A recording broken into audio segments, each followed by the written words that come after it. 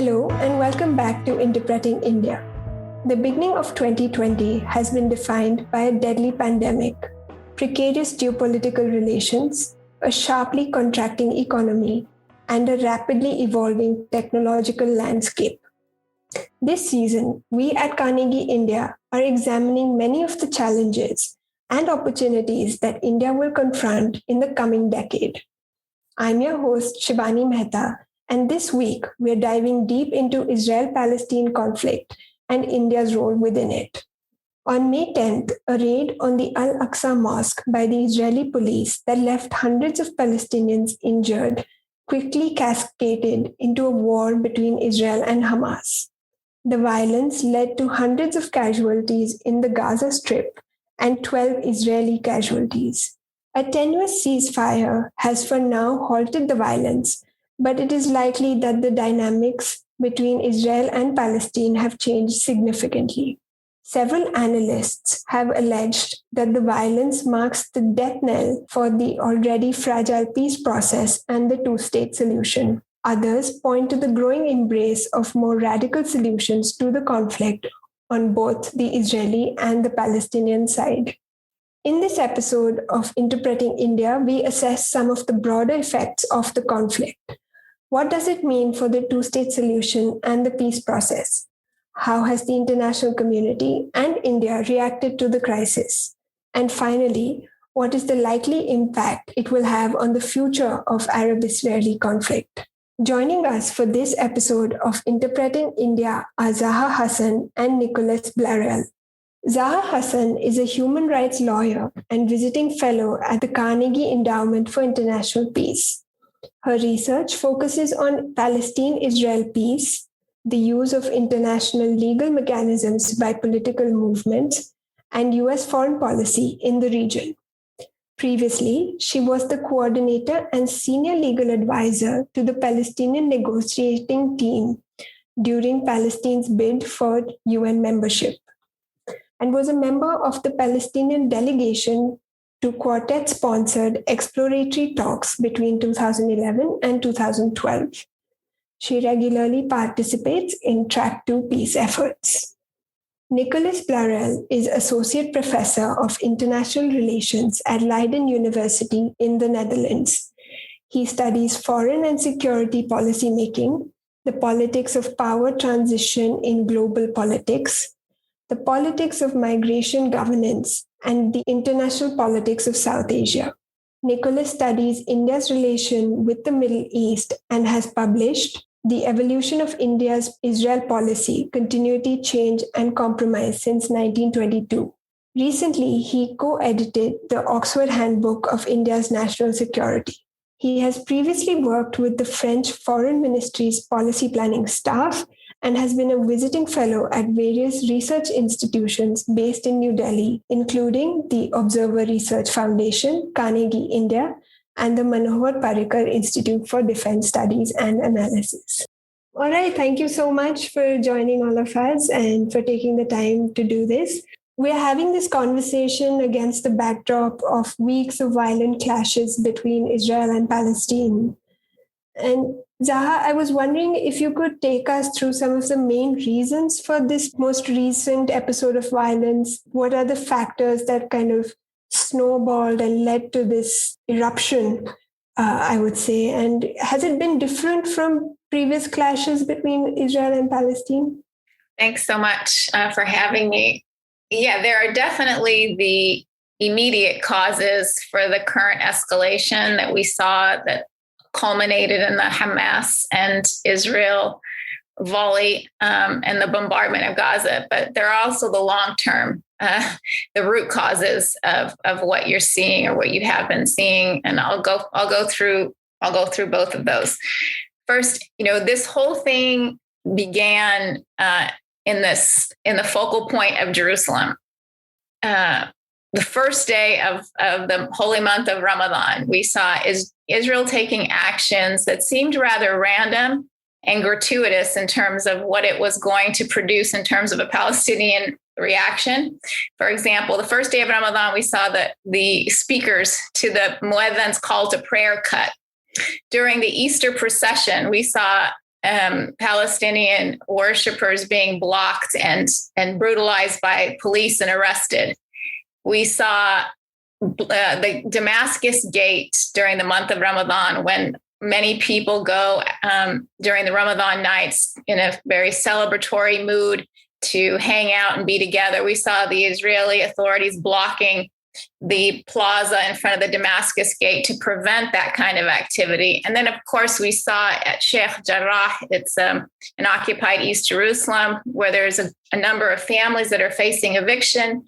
We saw settlers becoming very aggressive towards the families that are living there, whom they are trying to displace and take over their homes. We saw the Israeli authorities basically protecting the settlers who over the residents of that neighborhood in occupied East Jerusalem. And then, of course, we saw the Israeli police a really aggressive, ham-handed tactics against Palestinians inside the esplanade of the Haram al-Sharif, and then into the Al-Aqsa Mosque with stun grenades and tear gas and rubber-coated bullets against worshipers during one of the holiest nights in the holiest month of the Muslim calendar, in one of the most sacred spaces for Muslims. So all of this was taking place while Hamas, who has marketed itself as the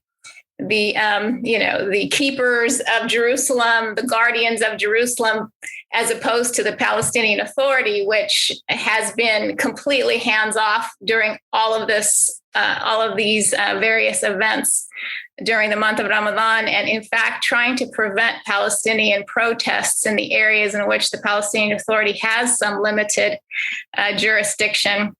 So Hamas warned it would respond if there was further aggression in the Al-Aqsa Mosque. And there was further aggression in Al-Aqsa Mosque, and true to form, then Hamas responded with rocket fire. And then from there, we know what happens. The Israeli military then begins its campaign, its bombardment of Gaza, which, we know from past episodes that the Israeli bombardment has a strategy to it.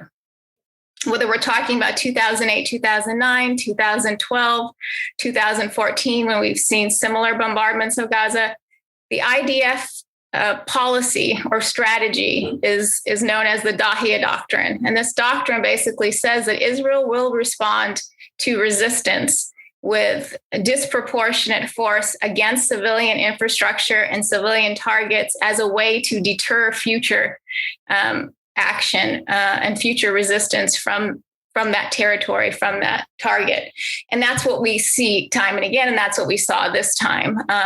What was different about what happened, though, this time around was that there was a sense among Palestinians, particularly coming 4 years after, having 4 years of the Trump administration, that there was nobody that was going to have the Palestinian back, basically, that the Biden administration was given 100 plus days to show its colors, to show whether or not it was going to turn a page on U.S. engagement and be more concerned with human rights and Palestinian claims in the occupied territories and more broadly vis-a-vis Israel. And I think there was a sense among Palestinians that the new administration was not going to be any different than previous administrations. And there was a sense, because of the nature of the Israeli attacks in Jerusalem, whether it be in Sheikh Jarrah or whether it be against Palestinian presence in the old city or around the old city or on these holy sites, there was a sense that this is an ongoing story of displacement and replacement of Palestinian presence in the city with Jewish presence.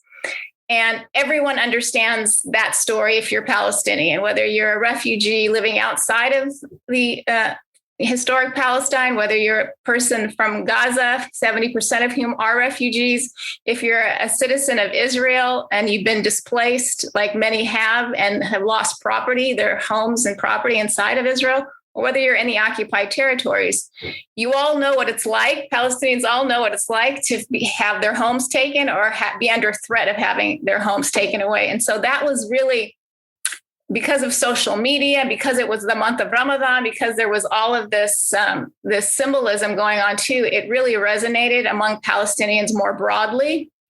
And you saw a much more coordinated action, more willingness to protest and to resist these kinds of tactics by Israel together. And then you saw also an overwhelming amount of support internationally. Again, perhaps because of social media and the way in which the news media didn't try to filter as they used to the Palestinian narrative in their primetime stories. So you saw much more support internationally for Palestinians than you had in the past. So I'm just going to take one point from what you said and turn to Nicolas. There was an overwhelming support from around the world as these events were unfolding. If I could ask you your views on India's response. India's permanent representative at the UN expressed concern over the violence in Jerusalem and the possible eviction process of Palestinian families and warned against attempts to unilaterally change status quo in Jerusalem. He also reiterated India's strong support for the just Palestinian cause and the two-state solution. Would you say India was successful in walking this tightrope of realpolitik balance? Well, thank you first for having me, and that's a good question. I don't think we can answer is it successful or not. It depends on what you define by success, and it's still an ongoing situation, I think. And as you say, India's position has been carefully calibrated. I think carefully. The words have been carefully chosen. I think it's not some decision that has been made by the permanent UN representative that you just quoted at the UN as zone. There's probably a lot of careful back and forth between New Delhi and New York about what exactly to say. And this has been the position, I think, of India, I would say, since the early 90s, when India established diplomatic relations with Israel. It had recognized Israel already in the 1950 actually, and only established diplomatic relations and developed good ties with Israel since then. And since then, it has walked this tightrope, as you mentioned, between a strong worded support for Palestine, or the PLO.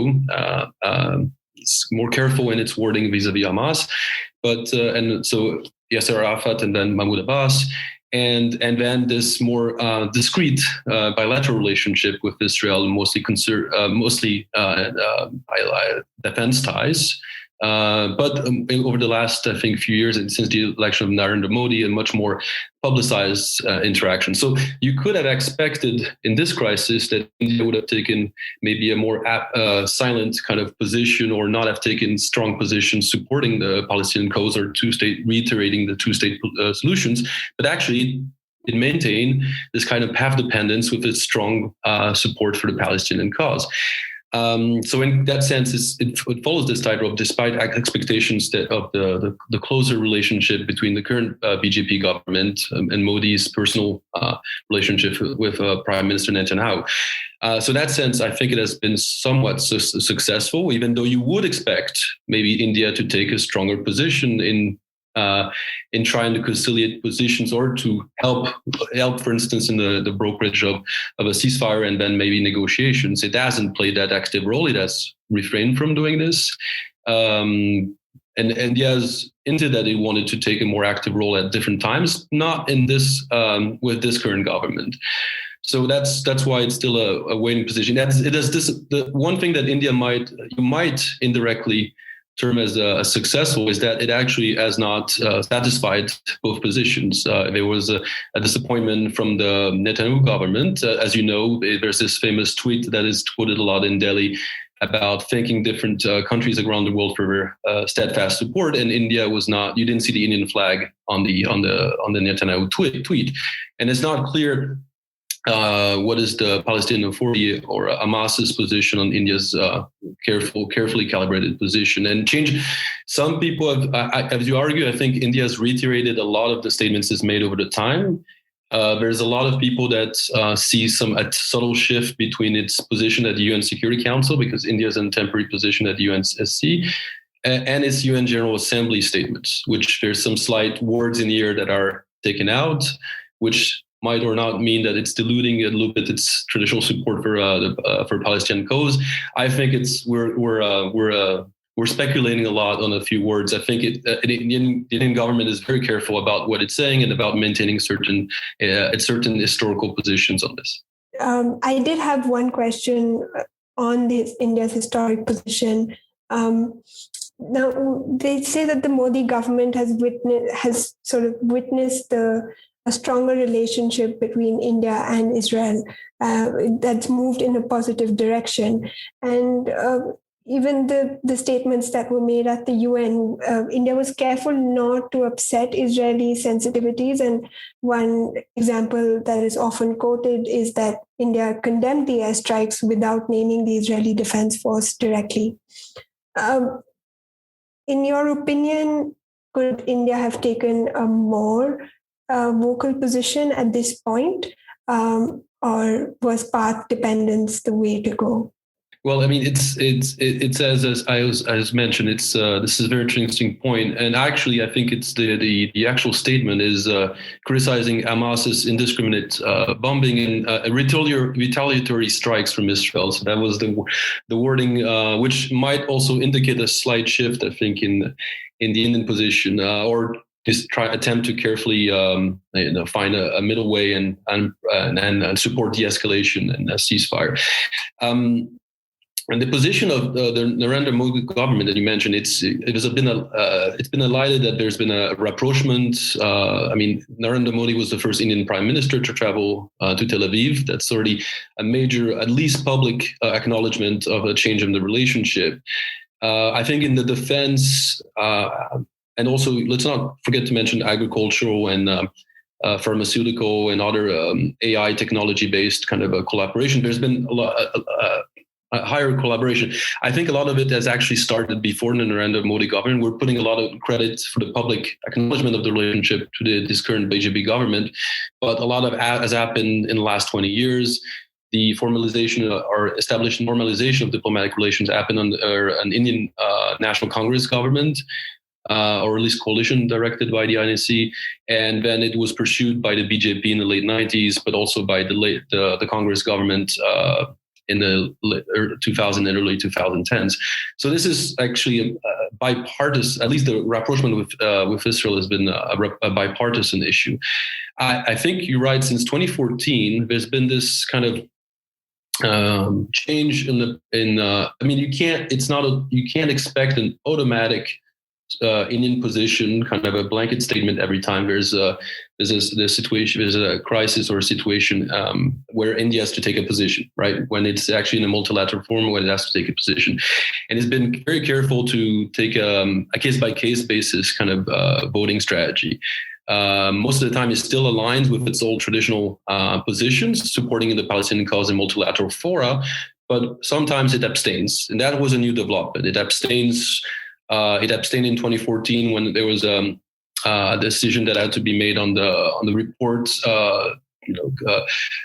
discussing crimes from Israel and Hamas, and then the 2014 crisis. So India had voted for the inquiry to happen, but voted against at the UN HRC to vote against the outcome of the report. And so you see this kind of back and forth voting, sometimes in favor of the Palestinian cause and sometimes abstaining, which sometimes is not well understood in Israel, but often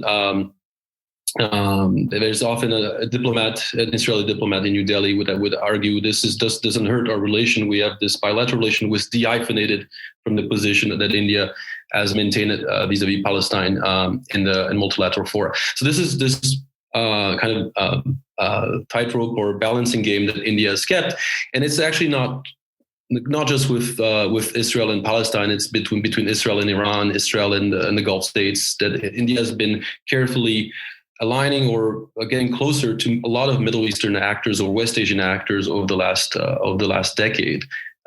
Before with the Indian National Congress and now under the Narendra Modi government. So it's a much more it's not as ideological or are dictated by kind of personal relationships as we would have thought. It's dictated a lot by more pragmatic interest, and this is obviously disappoints some actors that always looked at India having this principled position since the 1940s, and then in the 1970s has developed very close relations with the PLO over the last 2 decades. I mean, no discussion is complete without the mention of the two-state solution. So Zaha, scholars have previously argued that the two-state solution is the only viable solution that can accommodate interests of both sides. More recently, several analysts have pointed out that the two-state solution is no longer feasible, given the power asymmetries between Israel and Palestine. What is your take? How would you approach this debate? I wouldn't say that it's the two-state solution itself that is unachievable. It's any solution in which Palestinian rights and claims are preserved and protected and incorporated in that durable solution. That's been the issue. It's not because of the nature of the two-state solution or the problems with a one-state solution in which, Israeli Jews and Palestinians live together as equals. It's just the very premise of a solution in which Palestinians are entitled to equal dignity that has been failing in agreement. So why has this been the case? It's been the case because of the fact, first of all, we have to acknowledge that Palestinians are living under occupation. And by definition, there is a power asymmetry that exists between Israel and the Palestinians. That means in order to have or get to a negotiated solution, we needed a third party player. And that third party that was selected by both the Palestinians and the Israelis was the United States. Why? On Israel's part, the United States was the preferred mediator because of the relationship, the close relationship that exists with Israel, and the fact that the U.S. was willing to put aside international law as the focal point and as the frame for negotiations, and was willing to accommodate Israel's settlement expansion and its positions vis-a-vis the Palestinians. It was much more sympathetic than any other international player that was still bound by international law and the parameters that existing within international law for peace. On the Palestinian side, the U.S. was the preferred mediator because of the simple fact that it could deliver Israel, and that because of its influence over that party. But over the last 30 years, what we've seen is that because of the fact that the U.S. put aside international law and was willing to accommodate Israeli positions, we saw Israeli settlement expansion quadruple over that period of time. Because in order to get Israel to the negotiating table, the U.S. basically had to commit to providing it political cover in international fora and accommodating it through the preferred parameters for peace, which incentivized Israel prolonging the negotiations process to allow it to continue to create facts on the ground, which ultimately forecloses a two-state solution. And that's where we are today. And on the Palestinian side, the U.S. engagement basically did the opposite of what it was intending to do. It was intending to create, to help bring about a Palestinian state, to develop the Palestinian institutions, to promote Palestinian democracy. But during that process, because it tried to limit Palestinian agency and Palestinian choice with respect to who could be part of a Palestinian government, and with respect to the ways Palestinians could protect their interests in international fora like the UN, like the International Criminal Court, the U.S. ultimately worked to delegitimize the Palestinian national bodies with their own people, which foreclosed the ability of Palestinian leaders to actually sign an agreement with Israel. Because if you aren't perceived as legitimate by your own people, you have no authority to sign an agreement. And that basically undermined the ability for a negotiated solution. So today we're at this point now where we have in Israeli politics a very right-wing government, and it's trending to go further and further to the right. We have now groups associated with Jewish supremacy organizations that have been designated by the US as terror organizations now sitting in the Knesset. And on the Palestinian side, we have a Palestinian Authority that is very autocratic, that is illiberal, that is, basically standing in the way of elections because of the fear it will lose those elections. And so how do we get back to a place in which we can change these negative trajectories and possibly create the kind of environment we would need to get to a durable solution, whether that's a durable two-state solution or a durable one-state solution where everyone has equal rights and equal dignity before the law. In order to get back to that place, we need to go back to basics. The basics are international law and human rights. And that's basically what the Carnegie Endowment paper that was co-authored with the U.S. Middle East Project is advocating for. It's basically saying that as Israel continues to take steps to foreclose a two-state solution, it continues to build and solidify its sovereignty over the occupied West Bank and continues to fragment the Palestinian people in enclaves, including in Gaza, then the only U.S. position that is acceptable will be one in which it demands of Israel the extension of equal rights to all of the people living between the Mediterranean Sea and the Jordan River. And so basically we say that four things need to happen with respect to the U.S. engagement, because the U.S. is the principal player, principal mediator here. And first is to clarify those expectations, basically saying that, the U.S. Will only accept a solution that guarantees the rights and dignity of all people. So centering rights and human security first should be a priority with the U.S. Second, we say that international law needs to become the guiding principles behind U.S. policy, and there needs to be a rollback of the Trump administration's actions and Peace to Prosperity plan in its entirety. No cherry picking. We can't say, oh, we like this one, we're going to keep this thing that Trump did, but we don't like this other stuff, because we need to be consistent. And that's been the problem with U.S. engagement, is it hasn't been consistent. It's said one thing, it supports a two-state solution, but it's done quite something else with respect to its policies on the ground. And third, we need to clarify our positions with the Israelis and the Palestinians. So we need to tell Israel, these are our expectations with respect to your conduct. If you don't meet those expectations, we will use the levers of U.S. power to try to guide you back. So that means no more protection at the UN Security Council, no more trying to prevent the International Criminal Court from, pursuing accountability against Israeli officials for war crimes. And on the Palestinian side, it means that we will expect from you, Palestinian Authority, democratic governance, and we will demand accountability so long as we provide you with security assistance, so long as we are engaged with you in bilateral relations.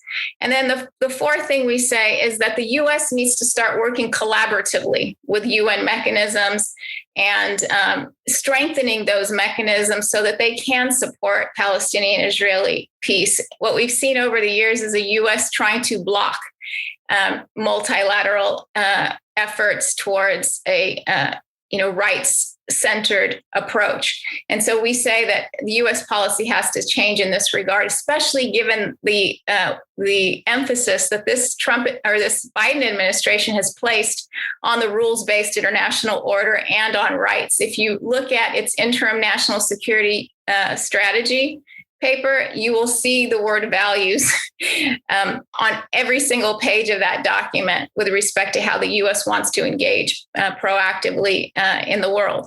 And so we say Israel-Palestine cannot be the exception to that.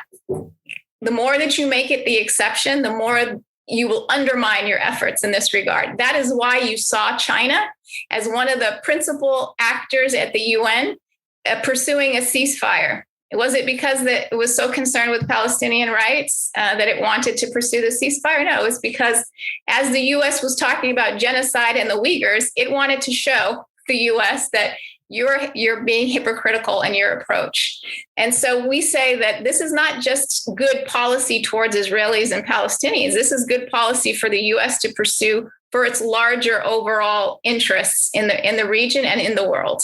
I'm so glad you brought up the rights-based approach because, again, Nicolas also kind of shares some of those views. And in one of your papers, Nicolas, you've argued that the US factor in the India-Israel relationship has never been consistent. And I'm quoting directly from it. Has evolved over time depending on personalities, political constellations in power in India, and regional developments in West Asia, end quote. So how do you think the Biden administration's approach to foreign policy will influence India's equation with Israel? And do you sense a continuation from the Obama administration, or is there going to be some kind of divergence? I think India, for its part, as you're going to be a lot of criticism about not being public enough in during certain crises or in certain situations. India is often trying not to be too involved into West Asian or Middle Eastern disputes or conflicts because it doesn't want to stretch to be overstretched, basically, as it deals with own internal or neighborhood issues. But it has been consistent in reminding certain elements of the international law over time, and that's Congress or BJP government. So you have to dissociate a little bit the kind of rhetoric when Modi goes to visit Israel and what is actually discussed in a lot of the multilateral fora, whether it's the UN HRC, UN General Assembly, or even at UNESCO for that matter. So, and again, India is not, despite also closer maybe personal ties between Modi and President Trump, India has not supported many of the U.S. initiatives under the Trump administration in the Middle East. So, except maybe for the Abraham Accords, but for the move of the embassy to Jerusalem, for instance, India was in strong opposition along with other emerging powers. So on US India have not always been on the same line on the region, and historically actually they've been completely in diverging position. India has been had a steadfast support for the PLO since it became to be known as this, as the sole representative of the Palestinian people. At least it recognized it so in mid 1970s. So it has been on the other side of that debate for a long time, and it's made. But where you do see a side of convergence, and when India also got closer to Israel is maybe also because of the peace process and in India taking that opportunity to establish diplomatic relations with Israel, or establishing formal diplomatic relations with Israel. And one of the reasons at the time it did so, it's not just exploiting a little bit in the events in the Middle East where the Arab states were divided following the Gulf War. The PLO's own position had been weakened because of its support for Saddam Hussein, but India also wanted to get closer to the U.S. So actually, a lot of the discussion that the Rajiv Gandhi government had with the U.S. in the 1980s was that one of the stumbling blocks to have better trade relations or other types of relations was to normalize the relations with Israel. It was mentioned to Rajiv Gandhi many times when he visited Washington. So that's one thing that the Narasimha Rao government in the early 90s basically highlighted as one of the reasons for establishing diplomatic relations with Israel. So the U.S. factor has always been strongly present. And actually, even the defense ties, you couldn't elevate the kind of technological relations when it comes to high technological kind of items between defense items between India and Israel, you needed some degree of U.S. approval. So that's also one thing that the Indian government, and especially the BJP government earlier 2000s, was looking towards Washington is kind of getting support to develop better defense ties with Israel. So for instance, there's this famous story of the Falcon deal, which was early airborne basically system that was initially to be sold to China by Israel, and the U.S. vetoed it because of the competitive nature of its relationship with China. But 4 years later, acknowledged and allowed the sale of the same technology to India, because the Bush administration's own relation with India had improved drastically. So again, yes, I think it's a triangle where you're going to see this fluctuation of better ties with the U.S. and facilitating better ties with Israel and vice versa. The relationship with Israel improve also India's standing and influence and leverage when it comes to relations with the U.S. So you're right on that point, but it never impacted too much India's position, I think, on Palestine, on the Palestinian cause in multilateral fora. Until maybe recently, where there's this more calibrated stance since the Narendra Modi government came to power. Probably we could spend some more time talking about Hamas. So Zaha, if I could turn to you first. The main organization that seems to have championed the Palestinian interests by opposing Israel's actions in Jerusalem is Hamas. What does this narrative surrounding Hamas indicate for the Palestinian Authority, given the recent decision to postpone elections in the West Bank? I mean, there's no doubt that Hamas came out of this latest episode of high intensity violence with Israel as the winner here.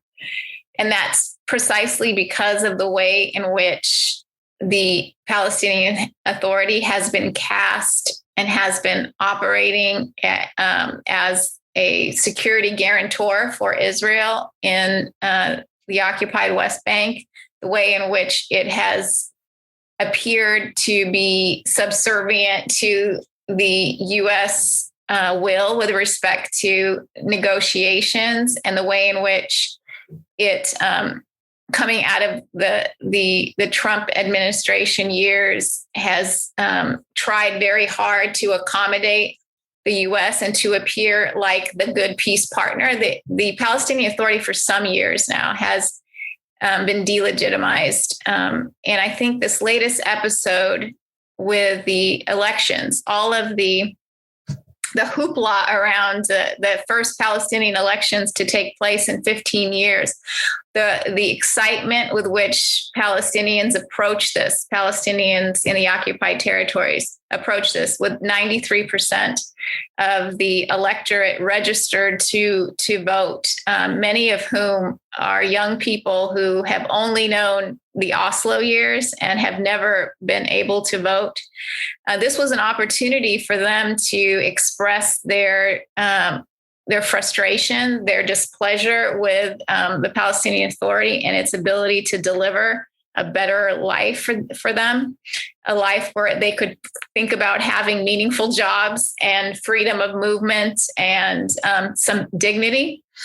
So when we got to this moment in Jerusalem where we had Israeli authorities really limiting the space within which Palestinians could exert their identity, could feel secure in their residency, when we had all of the threats to that, and not only a muted Palestinian response, but a Palestinian effort to pull back demonstrators in the areas in which the Palestinian Authority has some jurisdiction, it really drove home for Palestinians living in the occupied territories that the Palestinian Authority has become part of the problem.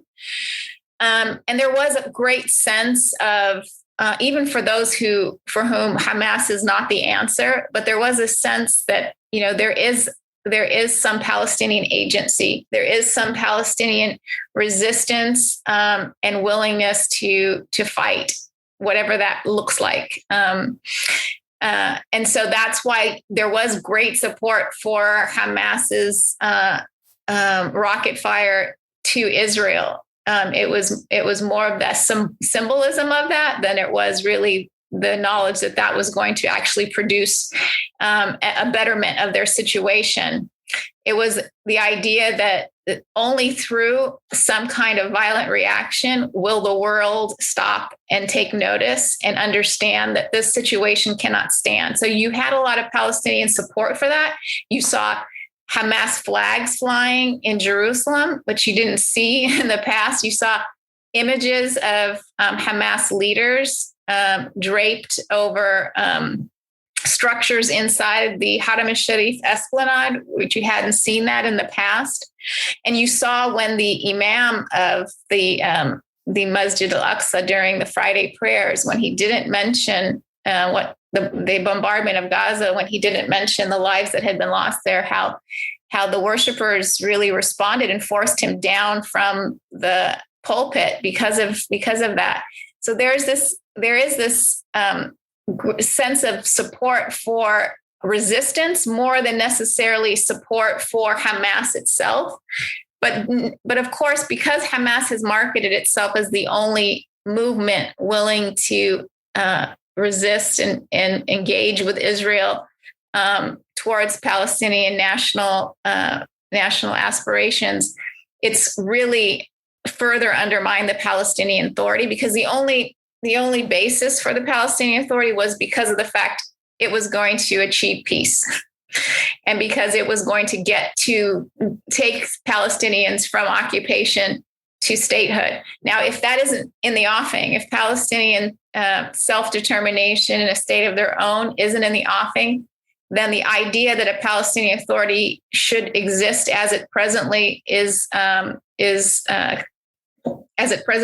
the moment is completely undermined. And so the question then is, what will the Palestinian Authority do now? Will it, it's now busy with the U.S. trying to think about reconstruction for Gaza and trying to leverage its relationship with the U.S. to establish its relevancy in terms of the reconstruction of Gaza. But, reconstruction efforts in Gaza have now become regularized and repetitive in nature. And for many people, that's not enough of a reason for the PA to exist. It's only perpetuating the isolation of Gaza and perpetuating this dysfunctional situation in which we have every few years another crisis, another bombardment of Gaza, and death and destruction that has become really intolerable for not just the Palestinian people, but for the rest of the world watching. I mean, we have never seen the New York Times in the U.S. publish the names and faces of those killed, particularly the young people killed in a bombardment of Gaza. So we're starting to see even time-honored institutions in the U.S. coming out and saying, this is enough. Enough is enough. Now, if the Palestinian Authority isn't going to also be on that same, wavelength as the rest of the world, then its days really are numbered, because it's really out of step with the people. It's out of step with the moment that we're in at the present time, and Hamas can only benefit from that. And so it behooves the Palestinian Authority to really rethink its own reason for being, and to really think about how it can restore some legitimacy and retool itself to make it relevant for its people, because right now it's receding as Hamas has established itself as the only movement, the only faction willing to stand up to Israel.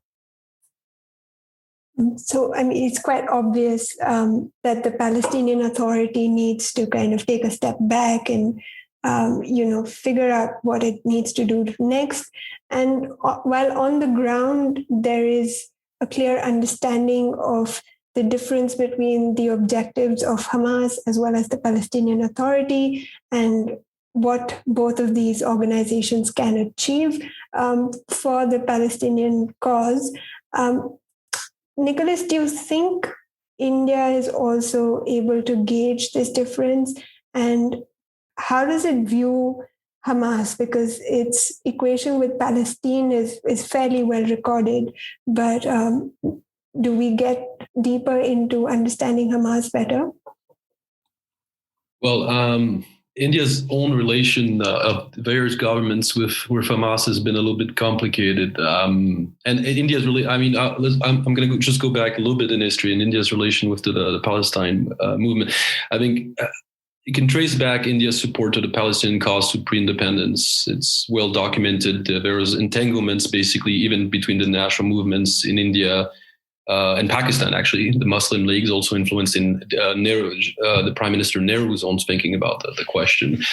And India was part of the UN Special Committee on Palestine and voted actually the minority plan. It voted for a federal state with minority rights for the Jewish population. So. And then after that, there was the creation of Israel, and India actually did not support immediately the different Palestinian entities that were recognized by some members of the international community. So the old Palestine government, India had its own also did not recognize. So the APG did not also had complicated relation with Mufti Husseini, was closer to the new Pakistani government, for instance. It's only in the 1970s that India develops a relation with the PLO, and especially with Yasser Arafat. And since then, India, because it viewed this as a secular organization that was closer to its own views on the state nation or a nation state or state nation, rather, right? So its own view of what should be. Which project should lead to the creation of a state. So again, it adds better relation with the PLO. And Yasser Arafat was always recognized as an head of state in India. A very good relation with Indira Gandhi and then Rajiv Gandhi. But then India put all its diplomatic kind of support on the PLO and was a little bit taken in a different, was in a complicated situation in the post-Arafat and the post-January 2006 period after the elections. It hadn't developed a relation with Hamas and never really recognized it as an entity with whom to establish the relation. So there has been since 2006, because there's been this tendency to note that maybe it's strong support of the Palestinian Authority, but as I said, is maybe not as representative or not as influential as it used to be. So there was attempts in informal ways to talk to Hamas and to talk to Hamas representative, but never completely publicly recognized, or it didn't develop into long-term sustained relations. So it is in a situation now where it shows India is very wants to very publicly show that it supports the Palestinian Authority. It always mentions it's one of the main donors to the Palestinian Authority. It still is, since the 1940s, one of the important donors to the United Nations Relief Aid Works Agency for the Palestinian refugees in the Near East. So, I mean, it always boasts those credentials, that it always supported at least Palestinian refugees and to some degree also the PLO afterwards. But it has obviously very complicated ties with Hamas for various reasons. And I think under this Modi government, it's become even more complicated, I think, to develop relations with Hamas. And that's why you see these very strong statements criticizing the Hamas rocket fires against Tel Aviv. And so I do not expect an immediate change in that. I think it will still try to support Fatah, Mahmoud Abbas, and PLO.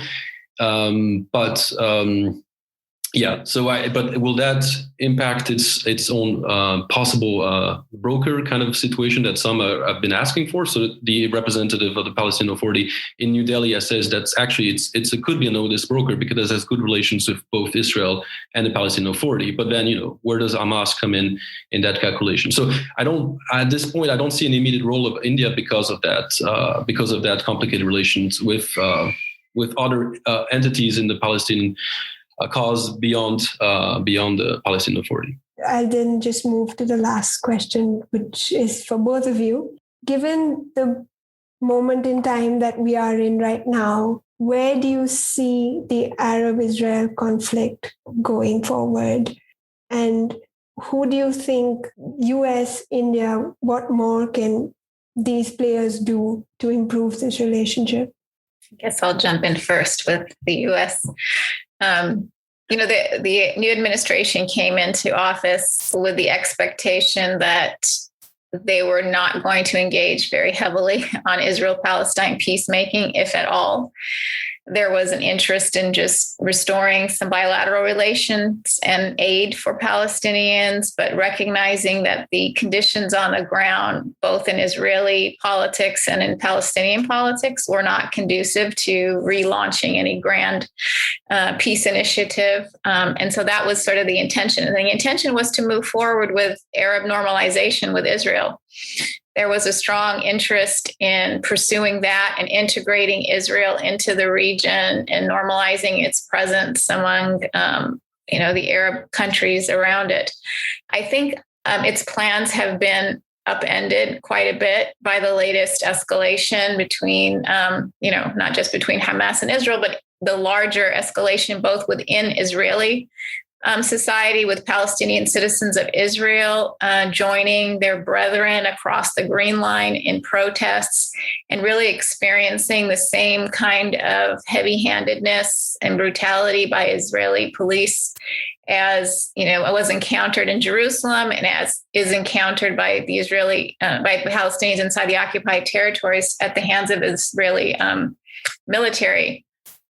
So things have changed within the Palestinian community in terms of the coordination and organizing and the sense of connectedness and common struggle that didn't exist in the past. And so the U.S. Response is going to also have to be reconsidered in terms of how do you deal now with a situation where you're not just talking about Palestinians in the occupied territories, but you're also talking about Israel's relationship to its own citizens. And what does that mean for U.S. policy that has really seen the Israeli-Palestinian issue as a 1967 issue rather than a 1948 issue?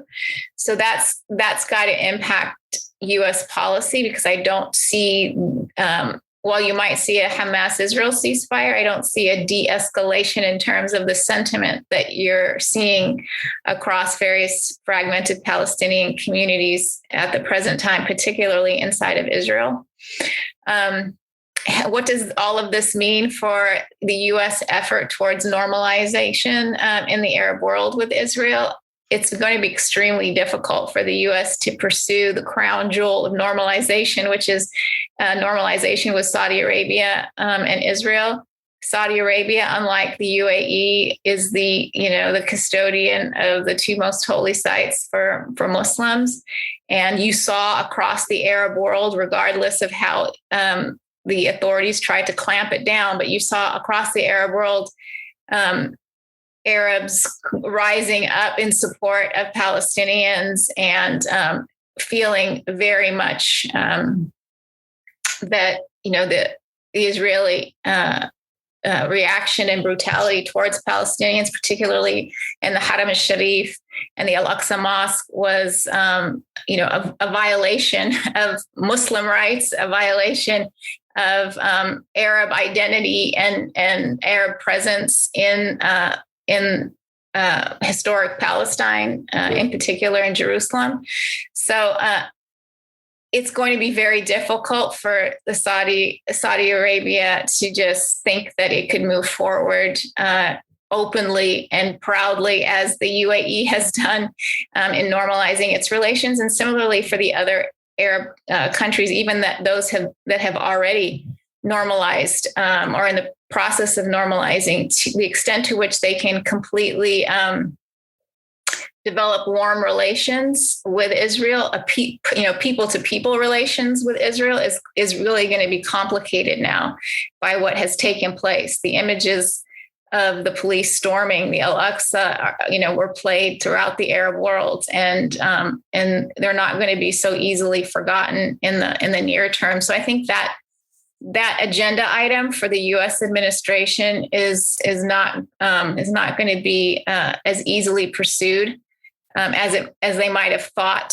coming into office. But I do think that there's going to have to be a reevaluation of the approach taken to Israel-Palestine, and it's going to have to bump up the priority list a bit more. Whether that translates into bringing somebody on as a special envoy for Israel-Palestine, or whether that means more engagement from the very top level of the Department of State, remains to be seen. But I definitely think what happened in the last month or so is really going to change U.S. calculations moving forward.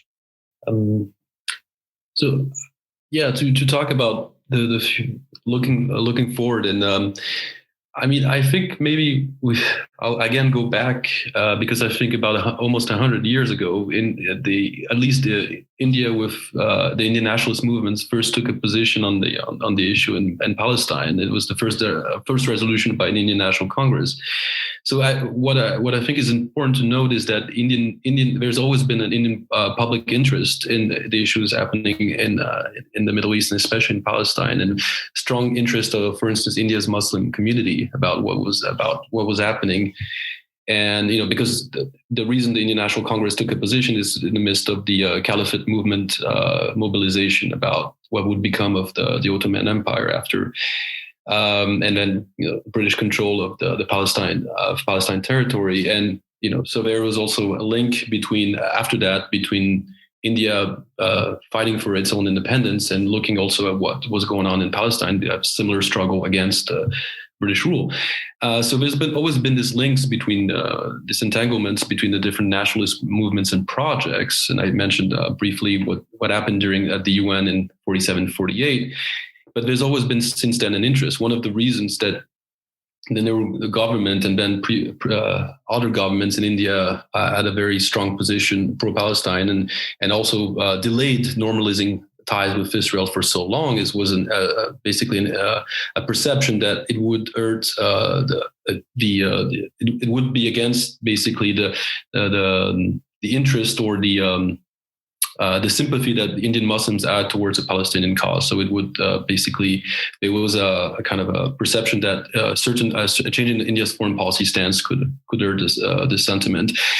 Now, the question is, what you saw over the last few years is a change maybe in the public mood in India, especially for a very strong vocal, especially with social media, supporters in India of actually Israel and Israel's defense against aggression, etc. You see these kind of social media hashtags in Twitter coming a lot from the Indian civil society.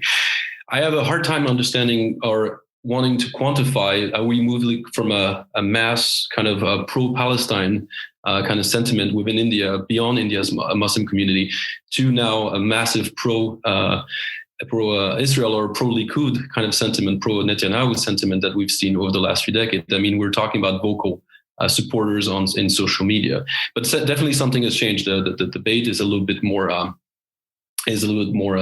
divisive in India than it was, I think, in the pre-19th period. So how does that influence India's own position? Whether it is the BJP government or another government will also be interesting to follow. Especially because there's always this impression that what happens in Israel-Palestine has also an impact on India's own domestic polity and their domestic communal relations, and that hasn't gone away. Whether it is exaggerated or not, it's still there, present in the thinking of the Minister of External Affairs, and also maybe to some degree in the Indian government. And after that, there's the complexity also that Zaha was mentioning about. I think I was talking about India's maybe lack of recognition of the more complex political landscape there is within the Palestinian territories or Palestinian nationalism. And also, I think I would argue a very thin understanding also of the complex political landscape there is in Israel. The close rapprochement between Modi and Netanyahu is, I think, a little bit short-sighted, given the fluid developments there are also in Israeli politics. So I think that's also something India has to come to grasp with, is that India has always been guilty of doing this, is putting a lot of eggs in one basket when it comes to Middle East politics, and not understanding that the situation can be more fluid. And actually, if it wants to have an impact, and if it wants to play this kind of mediating role, that the U.S. Has maybe lost some legitimacy in trying to implement over the last few years, it has to be more understanding and have a better informed kind of understanding of the changing politics in the region.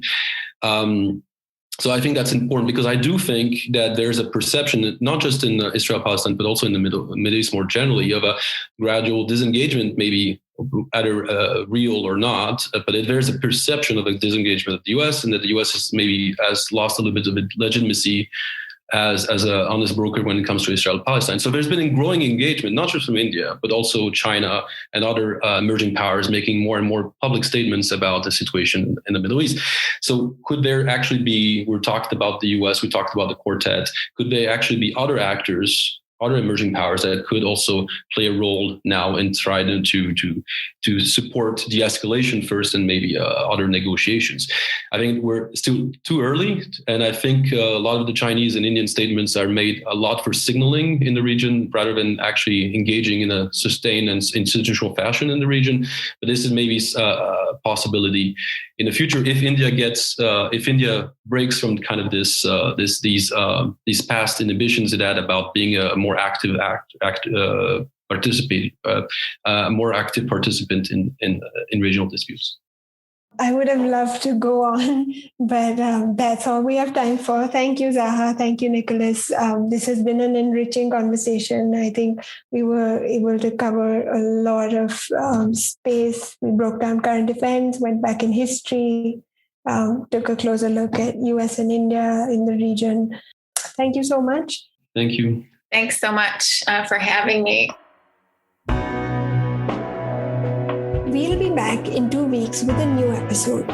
To make sure you don't miss it, be sure to subscribe on Apple Podcasts, Spotify, Stitcher, or wherever you get your podcast. To learn more about our research and team, you can visit us at carnegieindia.org. You can also find us on social media on Twitter, Facebook, and Instagram. Thank you for listening. See you next time.